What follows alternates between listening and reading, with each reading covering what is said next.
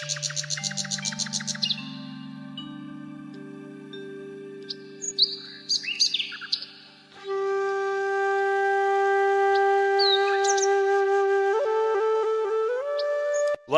ગૌ માતરમ. કેમ છો મિત્રો? મજામાં ને?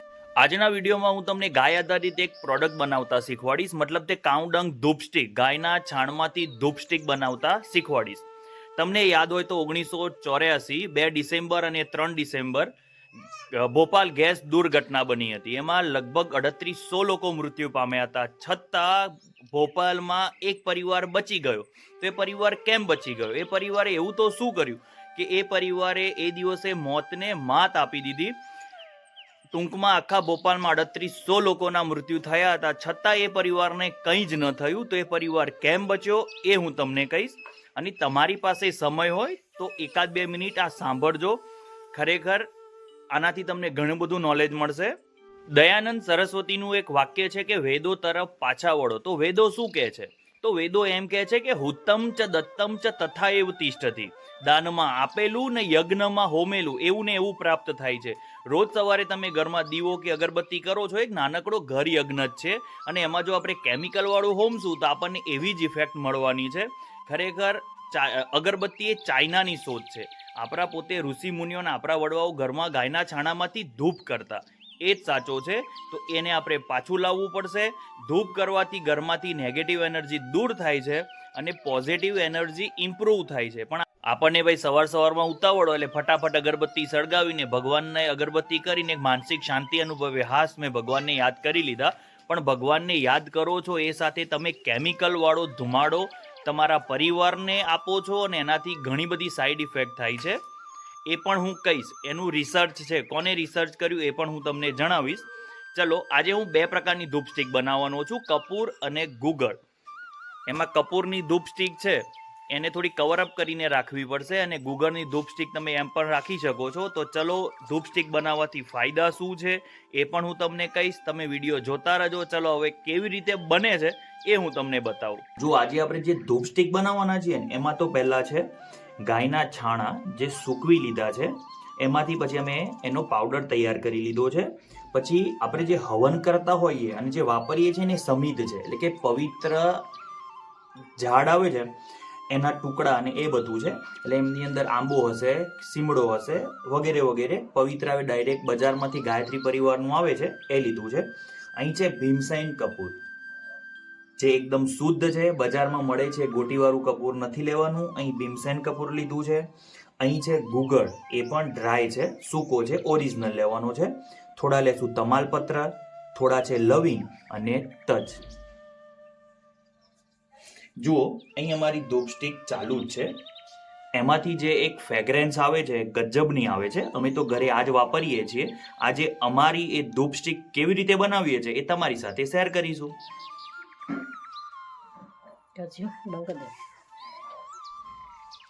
જુઓ, આ સમિધ, તમાલપત્ર, પછી લવિંગ છે અને તજ, એને ઝીણા આપણે દળી લેશું.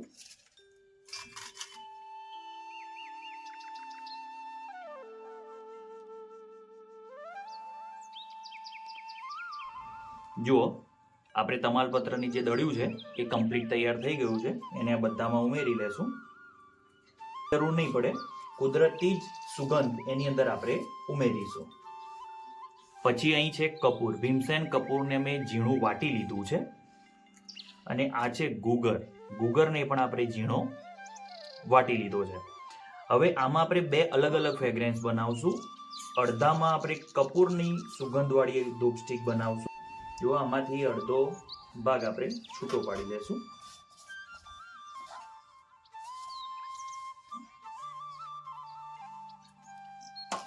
ચલો, આને આપણે કપૂરના ફ્રેગ્રેન્સ વાળી બનાવશું. તો આ કપૂર છે એના ભેગું ઉમેરી લેશું. જો મિત્રો, આ છે મેંદા લકડી પાવડર. તમને ગાંધીના ત્યાં મળી જાય.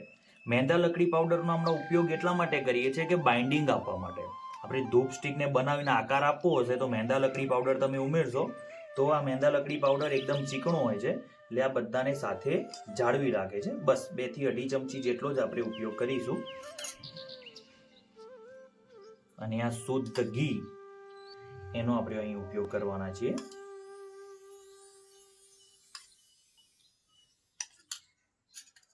ચલો આ બધી જ વસ્તુને પહેલા સારી રીતે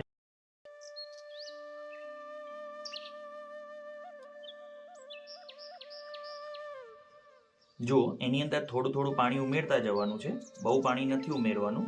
ચિકાસ થાય અને બાઇન્ડિંગ થાય ત્યાં સુધી આપણે એને મિક્સ કરી લેશું.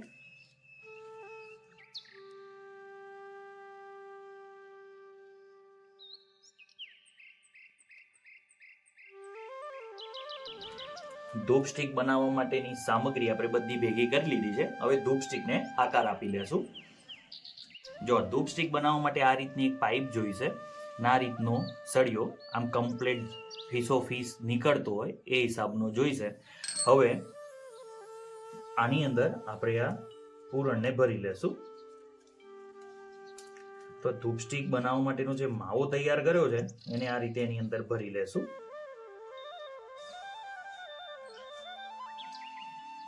પછી એને પાછળ એકવાર આંગળી દબાવીને આને આમ પ્રેસ કરવાનું. એનું રીઝન એ છે કે અંદર ક્યાંક જગ્યા રહી હોય તો એ જગ્યા પૂરાઈ જશે. આ રીતે સળિયાની મદદથી ધક્કો મારીને આપણી ધૂપ સ્ટિકને બહાર કાઢી લેવાની છે. ઓકે, આપણી આ એક ધૂપ સ્ટિક બનીને તૈયાર થઈ ગઈ છે. એવી આ બધી ધૂપ સ્ટિકને આપણે તૈયાર કરી લેશું. વંદે ગૌ માતરમ. જુઓ આને વળી છે ને આમ આ રીતના નાના ધૂપ સ્ટિક પણ બનાવે એમ પણ ચાલે. તમે પાઇપની મદદથી લાંબા ધૂપ સ્ટિક પણ બનાવી શકો છો. તો અહીં લાંબા ધૂપ સ્ટિક પણ બનાવ્યા છે અને આ રીતે આમ આડા કરતો એમ આમ પકડી જો આ રીતે આ આકારમાં પણ તમે ધૂપ સ્ટિક બનાવી શકો છો. આ આકારની ધૂપ સ્ટિક પણ સારી રીતે સળગી જશે. જો આ રીતે હાથથી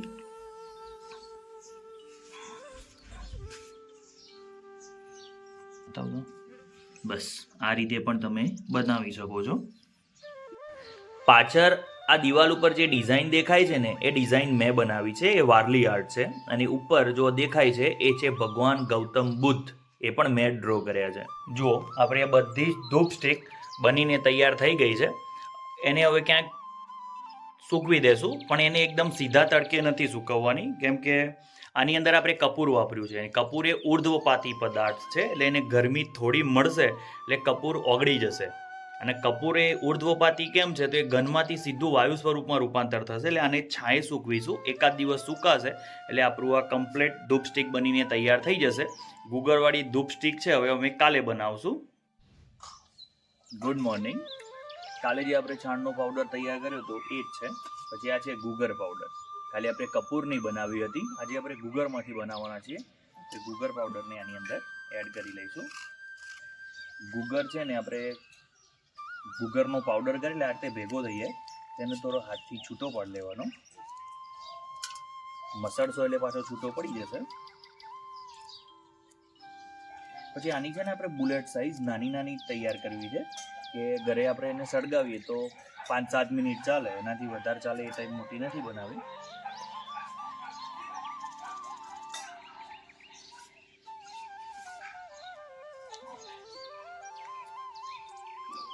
ચલો હવે એની અંદર આપણે આ ઘી ઉમેરી લઈશું. 3-4 ચમચી જેટલું આપણે ઘી ઉમેરીશું.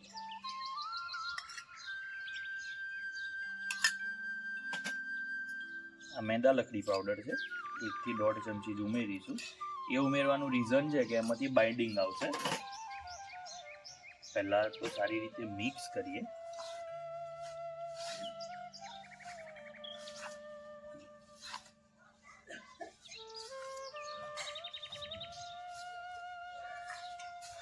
હવે અગરબત્તી સળગાવવાથી નુકસાન શું છે? તો અગરબત્તીની અંદર જે કેમિકલ વાપરવામાં આવે છે એના લીધે એની અંદરથી કાર્બન કણો ઉત્પન્ન થાય. અને કોલકાતાની સુભાષચંદ્ર બોઝ યુનિવર્સિટીના રિસર્ચ પ્રમાણે એવું છે કે એ જો એ કાર્બન કણો છે એ આપણા ફેફસામાં જાય અને ફેફસા અને યુરિનલના કેન્સર માટે જવાબદાર છે. તો ભાઈ જેનાથી આપણને ખરાબ ઇફેક્ટ થતી હોય તો એ ના જ વાપરવું જોઈએ. કાઉડંગ એટલે ગાયના છાણામાંથી બનાવેલી જ ધૂપ બત્તીનો ઉપયોગ કરવો જોઈએ. ચાલો હવે પાણી થોડું થોડું એડ કરતા જશું. બંધ કરી દો. જો મસ્ત રીતે આપણે આપણા છાણનો જે માવો છે એને તૈયાર કરી લીધો છે. હવે આ પાઇપ અને સળિયાની મદદથી એમાંથી ધૂપ સ્ટિક બનાવશું. આ ધૂપ સ્ટિક મારે લાંબી નથી બનાવી, ટૂંકી જ બનાવી છે. જો આ રીતે દબાવીને એની અંદર ભરી લેશું.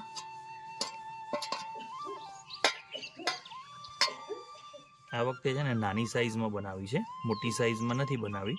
મોટી સાઇઝમાં પછી અડધો કલાક સુધી બર્નિંગ ટાઈમ હોય છે એનો.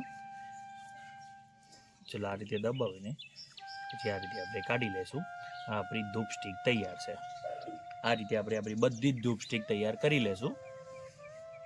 2 ડિસેમ્બર 1984માં એક ભયાનક દુર્ઘટના બની જે ભારત માટે કલંક હતી. એ ઘટના હતી ભોપાલ ગેસ દુર્ઘટના. યુનિયન કાર્બાઇડ લિમિટેડ નામની કંપનીમાંથી આઇસોસાયનેટ નામનો ગેસ લીકેજ થયો, એટલે કે ગેસનું ગારણ થયું. અને 2 ડિસેમ્બર સાંજ અને 3 ડિસેમ્બર સવાર, એટલે 3 ડિસેમ્બર સુધીમાં લગભગ 3800 લોકોના મૃત્યુ થયા. તો આ મૃત્યુ માટે જવાબદાર હતો આઇસોસાયનેટ નામનો ગેસ. છતાં ભોપાલમાં એક ફેમિલી બચી ગયું. તો એ ફેમિલી કેમ બચી ગયું? તો એ પરિવાર હતો કુશવાહા પરિવાર. કુશવાહા પરિવારનો એક નિયમ હતો કે પર ડે અગ્નિહોત્ર હવન કરતા. એમાં ગાયના છાણા, ઘી અને ચોખાનો ઉપયોગ કરતા. તો એ દિવસે જ્યારે ગેસ ગારણની ઘટના બની, એ દિવસે એમના ઘરમાં અગ્નિ પ્રજ્વલિત હતો, છાણાનો જ અગ્નિ હતો અને સવારે એ લોકો હવન કરતા હતા. તો એ લોકો બચી ગયા. તો આના પરથી આપણને એક સિગ્નલ મળે છે. હું નીચે સ્ક્રીનમાં એનો ગૂગલમાં તમે સર્ચ કરજો, એ હું મૂકીશ, તમે જોજો. ખરેખર આ ઘટના સાચી છે. તો આના આધારે વૈજ્ઞાનિકોને પણ એમ લાગ્યું કે હવનમાંથી થતા ધુમાડાએ આઇસોસાયનાઇડ જેવા ભયંકર ગેસની અસરને પણ નાબૂદ કરી દીધી. તો મિત્રો, આપણે પણ આ જ ગાયના છાણમાંથી બનેલી ધૂપ સ્ટિકનો જ ઉપયોગ કરવો જોઈએ. એમાં જેટલી તાકાત છે એટલી બહારથી લાવેલી અગરબત્તીમાં નથી. બહારથી તમે જે અગરબત્તી લાવો છો એમાં કોલકાતા સુભાષચંદ્ર બોઝ યુનિવર્સિટીના સંશોધન પ્રમાણે એ અગરબત્તી સળગાવે એમાંથી કાર્બન કણો ઉત્પન્ન થાય છે, અને એ કાર્બન કણો ફેફસામાં જઈને ફેફસાનું કેન્સર અને યુરિનલ કેન્સર થવા માટે જવાબદાર પણ છે. તો મિત્રો, આપણે પૈસા ખર્ચવા અને પાછા સ્વાસ્થ્ય હાથે ચેડા કરવા એના કરતાં ગાયના છાણમાંથી બનેલી ધૂપ સ્ટિકનો ઉપયોગ કરવો. તમે નજીકની કોઈ પણ ગૌશાળાનો કોન્ટેક્ટ કરી શકો છો. ગામડામાં રહેતા હોય તો તમે જાતે પણ બનાવી શકો છો. અમે પોતે શોર્ટ ટાઈમમાં આ નવું સ્ટાર્ટઅપ ચાલુ કરવા માટે તૈયાર છીએ. આ તમને ડેમો બતાવ્યો છે કે આવી રીતે તમે કાઉડંગ ધૂપ સ્ટિક બનાવી શકો છો. આ જે સળગાવશું, એકાદ દિવસ સુકાશે પછી હું તમને સળગાવીને બતાવીશ. એની ફ્રેગ્રન્સ તો ખરેખર અમેઝિંગ આવે છે. જો આપણી બંને ધૂપ સ્ટિક બનીને તૈયાર થઈ ગઈ છે. કપૂરની કાલે બનાવી હતી ને આજ સવારમાં બનાવી છે ગુગરની. હવે આ સુકાશે પછી એને સળગાવીને હું તમને બતાવીશ. પછી કપૂરની ધૂપ સ્ટિક છે ને એને કવર કરીને મૂકવું પડે, કેમ કે કપૂર એ ઉર્ધ્વપાતી પદાર્થ છે, એમાંથી એની ફ્રેગ્રન્સ જતી રહે. તમે બજારમાંથી લાવો છો ને તો કૃત્રિમ ફ્રેગ્રન્સ હોય છે, ડીઈપી ઓઇલ, અને એની અંદર ફ્રેગ્રન્સ નાખેલી હોય છે. એના લીધે એ એકદમ સ્મેલ કરે સળગાવ્યા પછી. આમાં એવું નહીં થાય. આ એકદમ નેચરલ છે, એટલે આને આપણે સરખી રીતે ફોલ્ડ કરી સરખી રીતે એને પેક કરીને મૂકી દેવાની છે. ગુગરની તો કંઈ વાંધો નહીં આવે, પણ જે કપૂરની બનાવી છે એને સારી રીતે પેકિંગ કરવું પડે, નહીં તો કપૂર ઉડી જાય. ચલો, જો તમને અમારો વિડીયો ગમે તો લાઇક, શેર અને સબસ્ક્રાઈબ કરજો. અને જો તમારે ધૂપ સ્ટિક જોઈતી હોય તો કોમેન્ટ કરજો. અમે તમારા સુધી પહોંચાડવાનો પ્રયત્ન કરીશું એકદમ મિનિમમ ખર્ચે. તો અમે નવું સ્ટાર્ટઅપ જ્યારે ચાલુ કરશું ત્યારે તમને બધાને ઇન્ફોર્મ કરશું કે ભાઈ અમે આનું ધૂપ સ્ટિકનું સ્ટાર્ટ કર્યું છે. એ પહેલાં પણ જો તમે ધૂપ સ્ટિક મેળવવા ઈચ્છતા હોય તો એકવાર અવશ્ય કોમેન્ટ કરજો. અમે તમારા સુધી પહોંચવાનો પૂરેપૂરો પ્રયત્ન કરીશું અને અમારી આ પ્રોડક્ટ તમારા સુધી પહોંચાડી. જો હવે 2 દિવસમાં આપણી ધૂપ સ્ટિક સુકાઈને તૈયાર થઈ ગઈ છે. પહેલાં તો હું એક ધૂપ સ્ટિક છે ને તમને સળગાવીને બતાવું, કેમ કે ઘણીવાર એવું થતું હોય છે કે સળગવામાં પ્રોબ્લેમ આવતો હોય છે, પણ આમાં એવું નહીં થાય. આરામથી સળગશે અને આખી સળગી જશે. આ ગુગળની ધૂપ સ્ટિક છે. આ લગભગ 10 થી 15 મિનિટ સુધી આટલી ધૂપ સ્ટિક ચાલશે. જો બસ, આપણે એમાં કોઈ કેમિકલ ઉમેરતા નથી. બાકી સળગાવવા માટે બજારમાંથી જે લાવીએ એમાં કેમિકલ ઉમેરેલું હોય છે.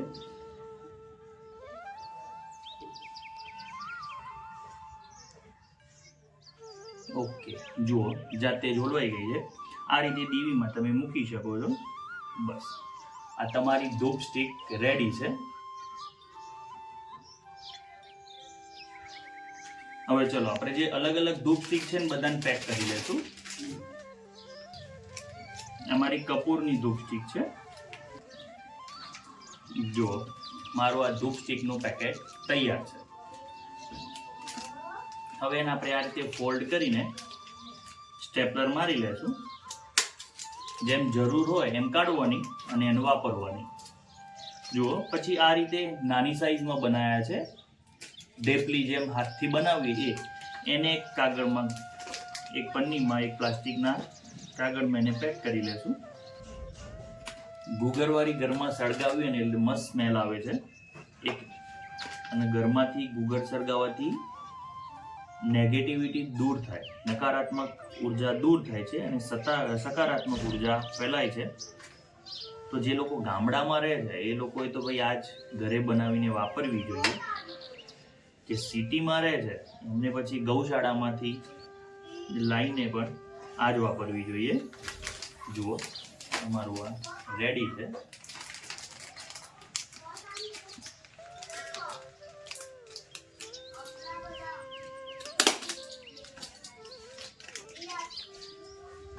જો મિત્રો, તમને અમારો વિડીયો ગમે તો લાઈક, શેર અને સબસ્ક્રાઇબ કરવાનું ભૂલતા નહીં. એક નવા ટોપિક સાથે, નવા જ વિડીયો સાથે ફરીથી મળીશું. ત્યાં સુધી વંદે ગૌ માતરમ.